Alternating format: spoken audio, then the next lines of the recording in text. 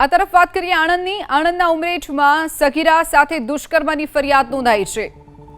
ઇરફાન શેખ નામના યુવકે દુષ્કર્મ આચર્યાનો આરોપ લાગ્યો છે।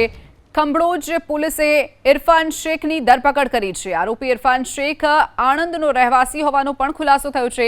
સગીરા સાથે દુષ્કર્મની ફરિયાદ નોંધાતા પોલીસ એક્શનમાં આવી અને ઇરફાન શેખ નામના યુવકની હાલ ધરપકડ કરી લેવામાં આવી છે। ઇરફાન શેખ ઉપર સગીરા સાથે દુષ્કર્મ આચરવાનો આરોપ લાગ્યો છે। પોલીસે હાલ આરોપીની ધરપકડ કરી વધુ તપાસ હાથ ધરી છે। ઇરફાન શેખ નામના યુવકે દુષ્કર્મ આચર્યાનો આરોપ લાગ્યો છે।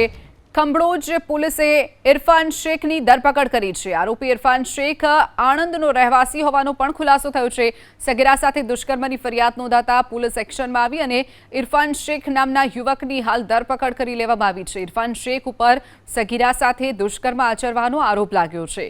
પોલીસે હાલ આરોપીની ધરપકડ કરી વધુ તપાસ હાથ ધરી છે।